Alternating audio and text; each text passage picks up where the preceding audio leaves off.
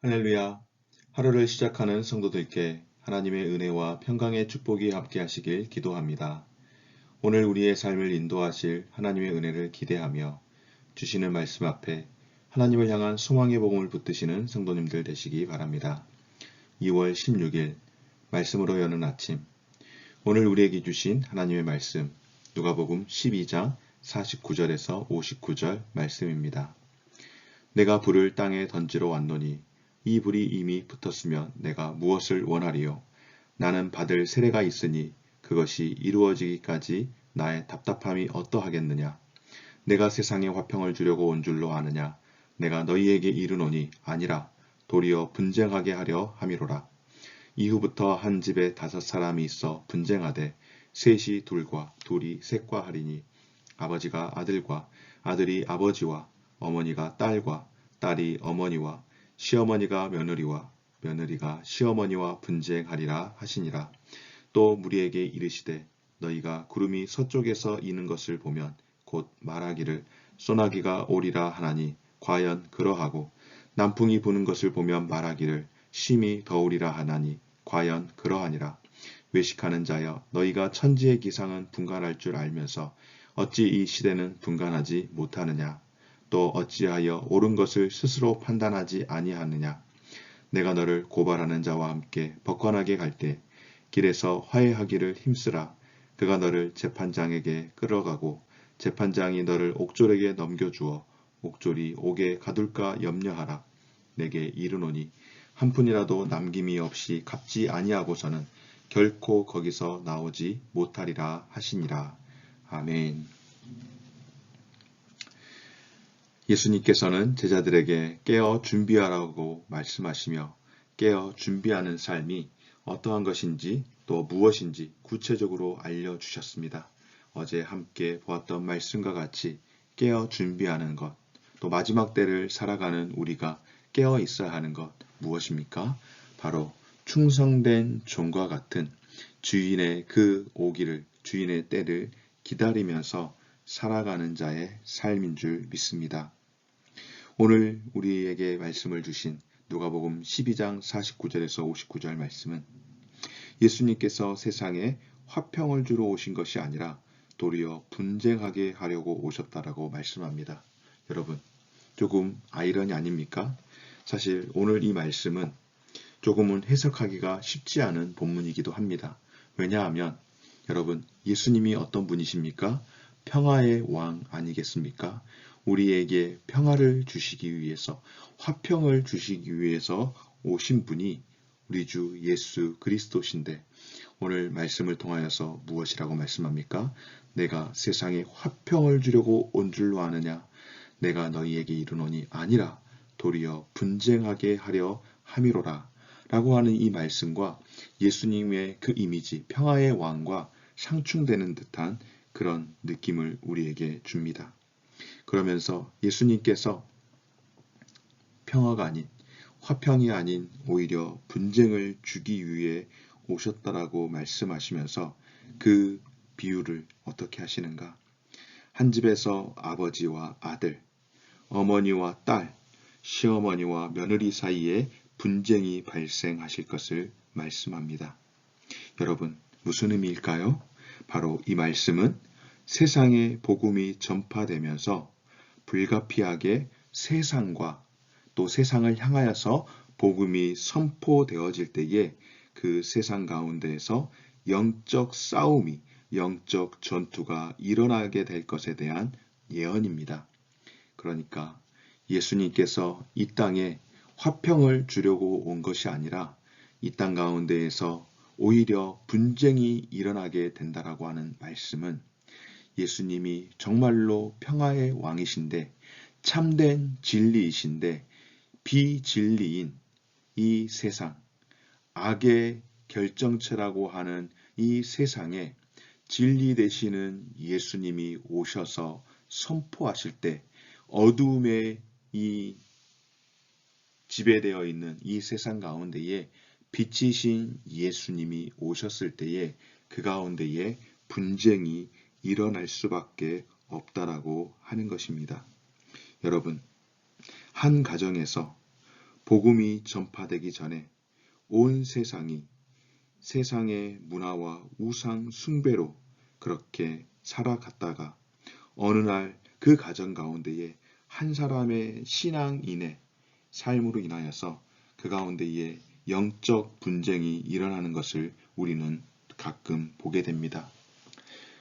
아마 모든 가정이 다 예수를 믿거나 또 태어날 때부터 부모님으로 신앙을 물려받은 가정에서는 결코 잘 이해가 되지 않는 부분일 터인데요. 가끔씩 그런 말씀하시는 분들 있습니다. 또 간증을 듣다 보면은 많은 분들 가운데에 이런 고백을 하는 분들이 있었습니다. 저는 예수를 믿은 지 얼마 되지 않았습니다.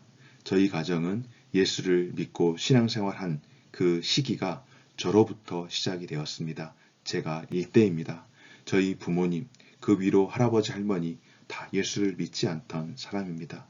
그러던 제가 예수를 믿게 되어서 가장 힘들었던 것 가운데 하나가 무엇인가 하면은 우리 집에 몇 대손 이렇게 시작이 되어지는데 예수를 믿고 설, 추석 이런 명절이 되었을 때에 모두 다 늘 습관처럼 당연히 차례를 지내는데 예수를 믿고 난 이후에 내가 이제 이 부분에 대해서 정중하게 거절을 하고 사양을 하다가 정말로 죽다가 살았습니다 하는 그런 이야기들을 들을 때가 있지 않습니까? 우리 다니엘 기도회 때 간증을 하셨던 이승재 목사님, 그분이 대학교 때 대학교에 가가지고 예수를 믿고 그리고 이제 가정에서 예수를 믿겠나라고 그렇게 이야기했다가 굉장히 어려운 일을 당했던 그런 이야기들을 기억을 합니다. 여러분, 바로 복음이 전해졌던 이런 초기의 가정에서 제사를 지내며 조상을 섬기던 이 유교신앙과 제사를 우상숭배로 금지하는 이런 기독교의 신앙의 차이가 심한 갈등을 빚게 되었다라고 하는 것입니다. 이러한 신앙의 차이는 언제나 가정 안에서 갈등의 원인이 됩니다. 또한 이러한 분쟁이 불가피한 것은 바로 빛과 어두움이 공존할 수 없는 것처럼 진리와 거짓, 기독교 신앙과 우상 숭배가 공존할 수 없기 때문에 그 가운데 반드시 갈등이 일어나고 마치 전쟁이 일어나는 듯 영적 싸움으로 인한 갈등이 일어나게 되더라고 하는 것입니다. 사랑하는 여러분, 우리가 이 갈등을 피하기 위해서 신앙을 포기한다면 어떻게 되는 것일까요? 모두 다 함께 멸망의 길로 가는 것입니다. 그러나 반면에 이 갈등을 딛고 오히려 복음으로 하나가 된다면 온 가정이 모두 다 구원을 얻습니다. 영적 싸움에서도 가족이라고 할지라도 양보나 타협이 있을 수 없습니다. 이 부분에 대해서 갈등하는 가정들을 가끔씩 보게 됩니다. 많은 경우에는 그리고 우리에게 지난번에 간증을 하셨었던 그 이승재 목사님의 같은 경우 자신의 그 신앙으로 인하여서 가정 안에서 엄청난 갈등이 일어났었지만 결국에 지금은 온 가정이 다 예수를 믿고 그리고 이승재 목사님은 훗날 이렇게 이제 또 대학 학원 사역을 하시면서 선교 사역도 하시고 또 목회자로서 그런 삶을 살아가시며 아버지와 어머니 그런 그 가정이 굉장히 불화했던 그런 가정으로 제가 기억하는데요. 모두가 그렇게 다 예수를 믿는 그런 가정으로 함께 다 화목할 수 있는 그런 가정이 되었음을 많은 경우에 듣게 됩니다.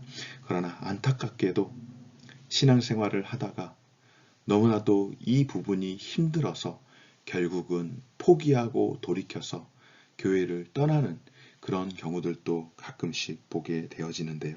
여러분, 바로 이 영적 싸움에서는 우리가 양보나 타협할 수 없기에 그래서 분쟁이 일어나는 것 아니겠습니까? 그러므로 우리 믿음의 성도는 어떠해야 하는가? 하나님의 전신갑주로 무장하여 영적 싸움의 승리에 가족을 구원함으로써 정말로 나로부터 진정한 가정의 평화를 이루어야 할 줄 믿습니다. 물론 이 일이 결코 쉽지 않습니다. 더욱이 예수를 믿지 않는 그런 가정에서 나 혼자 신앙생활 한다면 정말로 힘이 드는 부분입니다. 요즘 코로나 시대를 겪고 있으면서 성도들과 교제하는 중에 가장 많이 힘들어하는 성도들의 이 이야기 가운데 하나가 무엇인가 하면 나 혼자 신앙생활 하기에 코로나라고 하는 이 환경이 남편이, 아내가, 보통의 경우는 남편이 많죠. 남편이 반대함으로 인하여서 교회를 나오지 못한다라고 하는 그런 어려움을 호소하는 그런 홀로 신앙생활하는 성도들의 모습을 보게 되어집니다. 얼마나 많이 힘들지 제가 다 그 마음을 헤아릴 수가 없어서 참 죄송하고 송구한 마음이 들기도 하는데요. 여러분, 정말로 여러분들이 그렇게 힘들어할 때에 홀로 있지 않고 함께 기도하는 이들이 있음을 기억하면서 여러분 낙심하지 마십시오. 포기하지 마십시오. 끝까지 이 영적 싸움에서 정말로 나로 인하여서 그 가정 가운데에 화평이 찾아올 수 있기를 그렇게 포기하지 말고 기도할 때에 함께하고 있는 이들이 있음을 기억하고 힘을 낼 수 있기를 주의 이름으로 축원합니다. 사랑하는 여러분, 또한 진정한 화평을 주시는 예수 그리스도를 오늘 우리에게 말씀하시는데요. 예수님은 이렇게 분쟁을 하게 하려 오셨다라고 말씀하는데 정말로 싸우기 위해 오셨다라는 말씀일까요? 아니죠. 그렇지 않죠. 진정한 화평을 정말로 참된 진리가 되시고 빛 되시는 예수님께서 우리에게 진리로 빛으로 구원을 주시기 위해 오셨다라고 오늘 말씀하시는 것 아니겠습니까? 사랑하는 여러분, 영적 전쟁 가운데서 가족이나 이웃과 불화할 수밖에 없는 그런 상황들이 있지만은 그러나 우리가 살아가는 이 영적 전쟁에서의 삶은 거짓이 아닌 참된 화평을 이루는 복음의 역사를 위해서 나아간다라는 것을 기억하십시오. 성도는 예수 그리스도를 믿고 회개함으로 하나님과 화목하게 되었다라는 것을 기억하십시오. 그러므로 이 땅 가운데서 성도의 삶은 세상에서 오히려 진정한 화평을 이루기 위해서 예수 그리스도의 뜻을 따라서 복음과 하나님 나라의 승리를 위해서 화평을 이루는 사명을 감당하는 자들임을 다시 한번 기억할 수 있는 저와 여러분들 되어지시기를 주의 이름으로 축원합니다. 그리고 특별히 오늘 58절에서 59절 말씀 가운데에 너를 고발하는 자들과 함께 어떻게 하라고 말씀합니까? 화평하라고 말씀합니다. 그러니까 처음에는 복음 때문에 분쟁할 수밖에 없는 영적 전쟁을 이야기하지만 궁극적으로 무엇입니까? 예수님께서는 화평해야 함을 우리에게 말씀을 합니다. 어쩌면은 신앙생활하면서 우리는 갈등을 피할 수 없는 본질적으로 트러블 메이커와 같은 그런 사람들입니다. 왜냐하면 세상에서 예수 믿는 사람들이 바로 그렇기 때문에 그렇습니다. 그렇다고 해서 우리가 세상의 가치와 신념을 다 따를 수는 없지만은 그러나 우리를 박해하고 법정으로 끌고 가는 자들과 어떻게 해야 합니까? 끝까지 화평을 이루기 위해서 수고하고 노력해야 한다라고 하는 것입니다. 사랑하는 여러분, 우리에게는 이와 같이 상반되는 두 가지 정체성을 가지고 살아갑니다. 복음을 위해서, 영적 전쟁을 위해서는 끝까지 우리가 견디면서 정말로 피 흘리기까지 싸워야 하지만은 또한 세상에서 삶을 살아가는 그 삶의 방식을 그대로 따를 수 없기에 어떤 고발하는 소송되는 일들이 있을 때에는 끝까지 우리는 화평하기 위해서 또한 노력해야 한다라고 하는 사실입니다. 사랑하는 여러분, 평안을 위해서, 화평을 위해서 수고하는 일들을 마다하지 않기를 주의 이름으로 축원합니다. 예수님은 화평케 하는 자는 하나님의 아들이라 일컬음을 받으리라고 말씀을 합니다. 예수님께서 세상의 거짓 화평을 깨트리고 진정한 화평을 주시기 위해서 십자가의 고난을 다 감당하셨는데 오늘 저와 여러분들 주님이 주신 화평을 누리며 또한 화평케 하는 그 사명을 감당할 수 있기를 주의 이름으로 축원하며 영적 전쟁 가운데서는 포기하지 마시되 또 세상에서 우리가 일어나는 그런 분쟁들 가운데서는 화평하기를 끝까지 포기하지 않는 저와 우리 모든 성도님들 되어지시기를 주의 이름으로 축원합니다. 좋으신 하나님 감사드립니다. 오늘 우리에게 귀한 말씀 주시고 정말로 이 땅 가운데 예수님께서 오신 이유가 정말로 참 평화를 주시기 위해 오셨음을 다시 한번 기억하게 하여 주옵소서.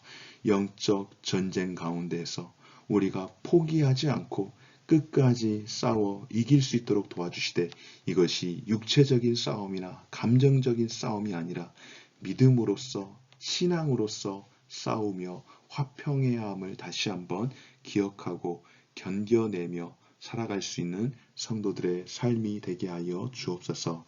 감사드리며 예수님 이름으로 기도드립니다. 아멘.